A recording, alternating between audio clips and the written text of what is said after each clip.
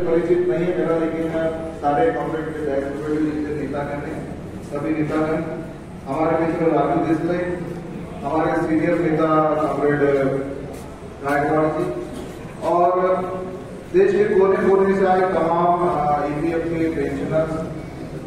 Pensioners बोलने की बजाय आप सब लोगों को बेटर बोलना चाहिए। आप लंबे समय से फाइट कर रहे हैं,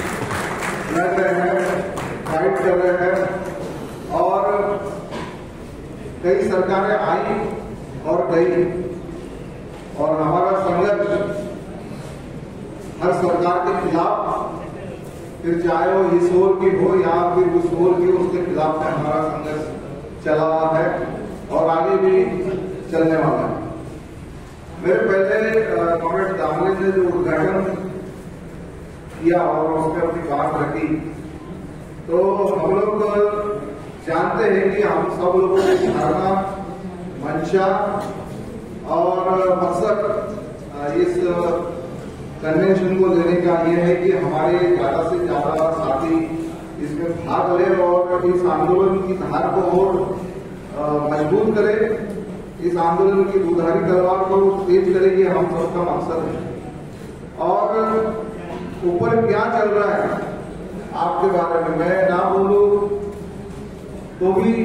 चलेगा, लेकिन आप जानते हैं कि जिन सरकारों ने हमारे साथ वादा किया था और कहा था कि आप हमें बस चुन कर दीजिए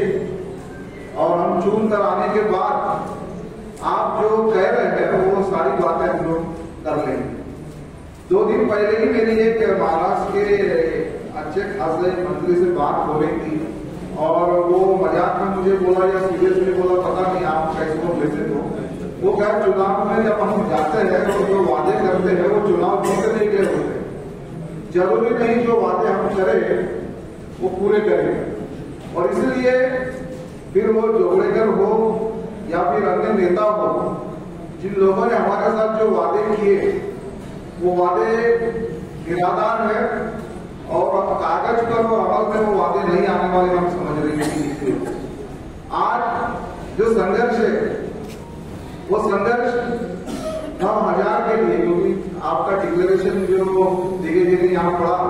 और उसमें कुछ बातें के लिए आपकी वाहवाह होनी चाहिए। आपने एक आंदोलन का कॉल दिया है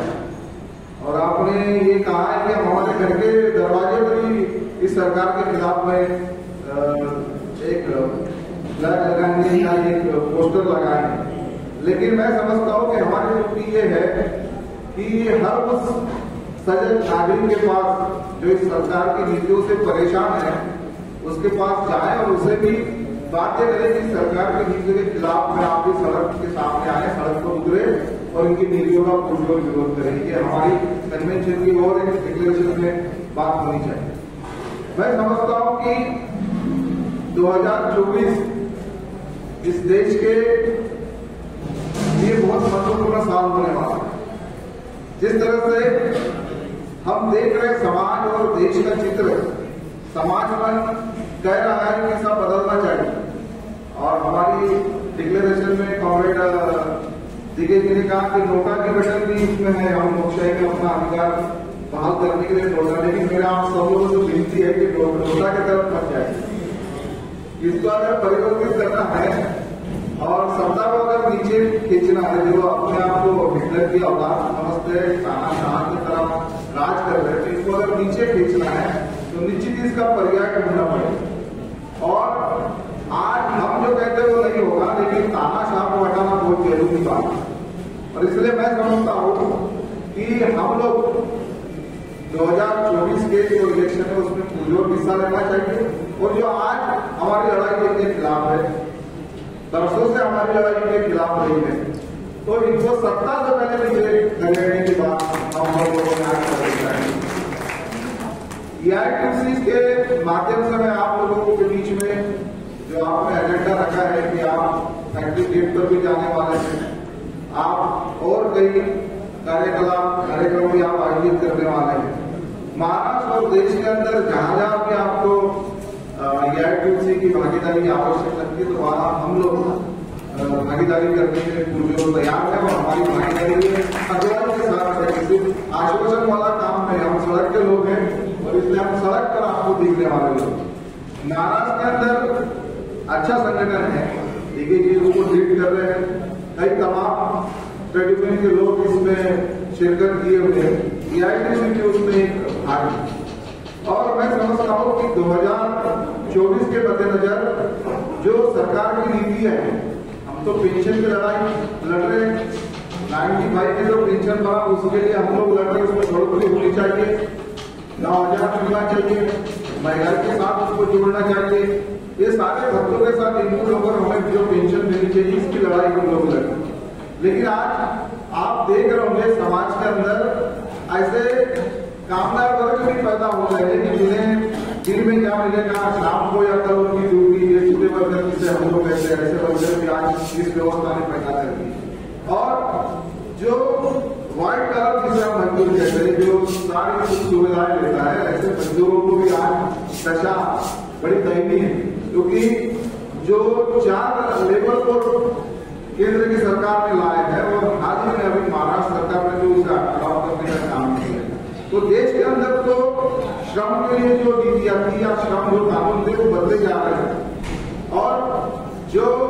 अमित शाह और मोदी जी कहते हैं कि डबल इंजन की सरकार हमारी है, वो डबल इंजन की सरकार में जहां सेंटर में बीजेपी और वहां स्टेट में बीजेपी है, तो फुल स्पीड से वो लोग अपनी गाड़ी दौड़ा रहे हैं। और इसीलिए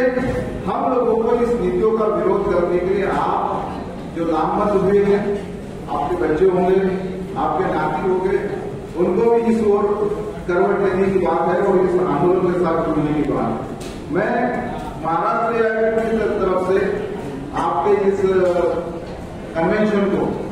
पुनः से बधाई देता हूँ और कामना करता हूँ कि हम लोग सिर्फ यहाँ जो इकट्ठा हुई है वो एक संघर्ष की धार को तेज करने के लिए और इस आंदोलन को आगे ले जाने के लिए यहाँ इकट्ठा हुई। तो निश्चित ही इस कॉन्फ्रेंस के आपके दिन भर के मंथन से इस आंदोलन को बढ़ाने के लिए अच्छे निर्णय लिए जाएंगे, ये आशा और विश्वास के साथ में। आप लोगों ने मुझे यहाँ बोलने का मौका दिया और मुझे सुना, इसलिए आप सभी नेताओं का और सभी आंदोलन के साथियों का धन्यवाद अदा करता हूँ। इंकलाब जिंदाबाद, संघर्ष जिंदाबाद। धन्यवाद।